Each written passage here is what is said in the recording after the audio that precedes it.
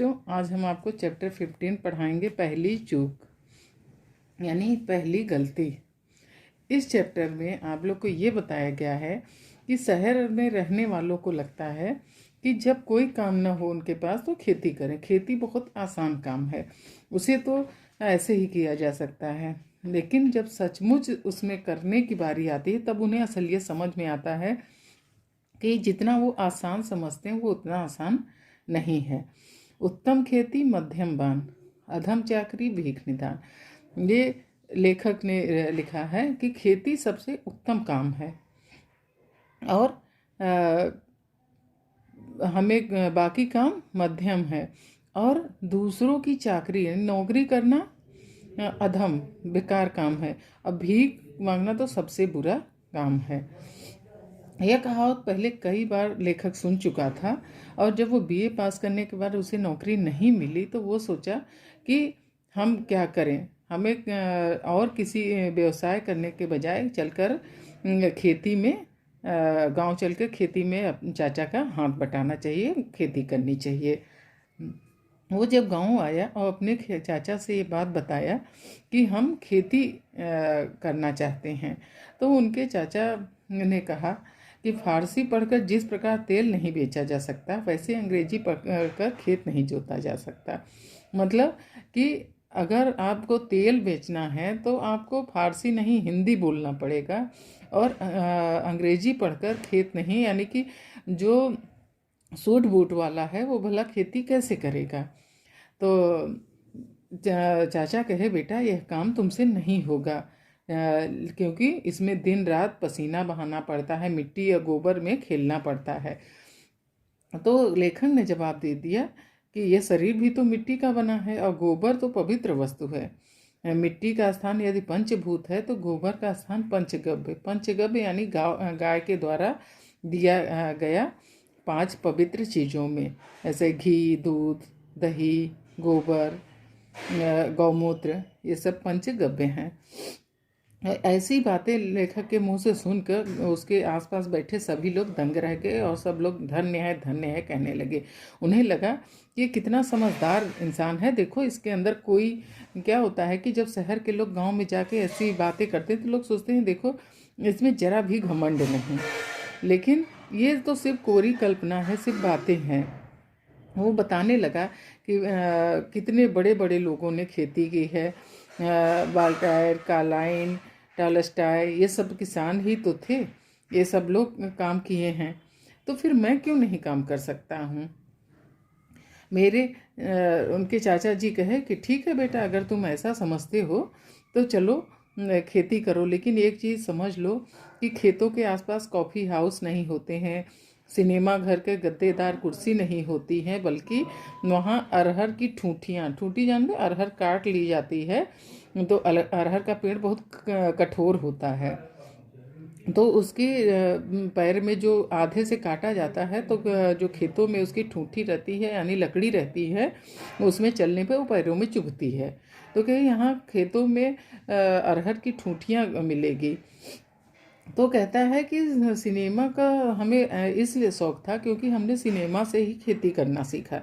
जैसे कि सिनेमा में हीरो हीरोइन खेतों में जाते हैं, हीरो हल लेके खेत में जाता है, हीरोइन उसको खाना लाती है, और जब फसल कटने लगती है तो हीरोइन नाचते गाते उसके साथ उसकी सहेलियां भी नाचती हैं और खेत अपने आप कटता चला जाता है।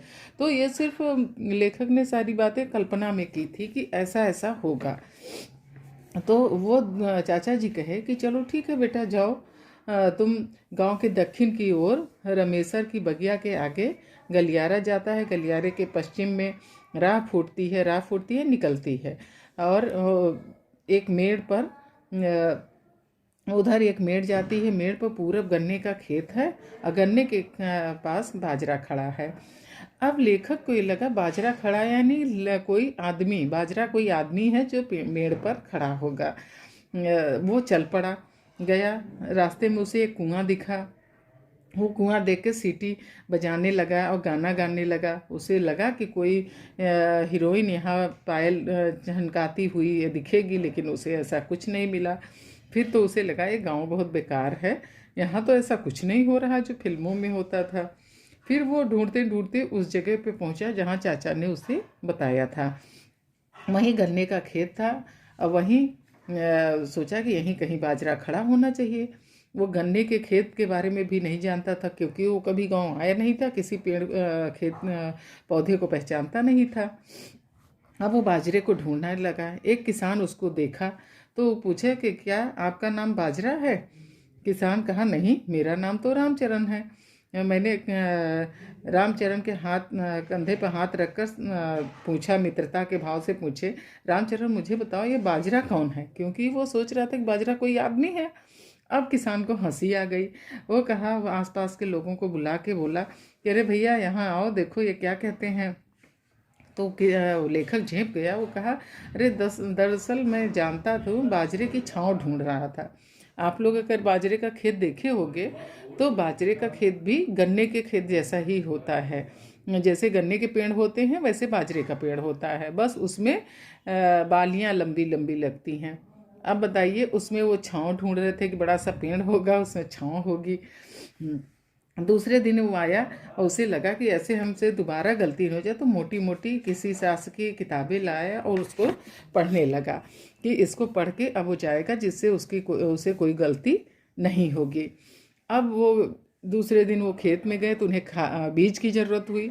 वो गए बीज गोदाम गए तो उन्हें शहर जाके बीज ले आए। फिर खाद की ज़रूरत हुई, वो फिर शहर गए ले आए। जुताई के लिए उन्हें हलों की ज़रूरत पड़ी तो भी वो गए। कीटनाशक के लिए गए, पानी सिंचाई कर ली, के पाइप की ज़रूरत पड़ी, फिर वो खेत गए। तो आके अपने चाचा से कहे कि ऐसा है कि बिना शहर गए खेती नहीं हो सकती है। तो चाचा कहे, हाँ हाँ बेटा, तुम शहर जाओ, इसलिए मैं तुम जाओ शहर और वहीं तुम रह के करो। उनके चाचा समझ गए कि ये खेती तो करने से रहा, और वो भी समझ गया कि हमसे ये खेती नहीं होगी, क्योंकि खेती कोरी किताबी ज्ञान नहीं होती, उसमें जाके देखना पड़ता है। हर चीज़ पढ़ के अगर आ जाए तो हर इंसान दुनिया में हर काम कर ले। तो चाचा कहे कि बेटा, आज तक मुझे इंसान को पहचानने में कभी कोई गलती नहीं हुई, लेकिन पहली बार मैं तुम्हें पहचानने में कैसे गलती कर गया। तब लेखक कहा, नहीं चाचा, चूक आपसे नहीं हुई, चूक तो मुझसे हुई, जो मैं बाजरे को आदमी समझ बैठा और बाद में उसे छायादार पेड़ समझ रहा था। अब मैं शहर में रहकर बाजरे के विषय में रिसर्च करूंगा, बताऊंगा किस प्रकार खाद का प्रयोग करके बाजरे की लताओं को मीठे और बड़े फल लाए जा सकते हैं। चाचा कहे कि हाँ हाँ ज़रूर लो, और लेखक वहाँ से सीटी बजाता हुआ निकल गया। और चाचा भी खुश हुए कि चलो इसके सर से खेती का भूत तो उतरा। तो बच्चों, इस तरह से कभी किसी काम को छोटा नहीं समझना चाहिए, लेकिन हर काम को इतना आसान है कोरी कल्पना में नहीं। कोई भी काम करने जाओ तो अपने बड़ों की सलाह जरूर लो और उसकी निगरानी में कोई काम करो। सिर्फ ये सोचो कि हम पढ़ के कोई काम कर लेंगे, तो ये इतना आसान नहीं है। बस आज के लिए इतना ही।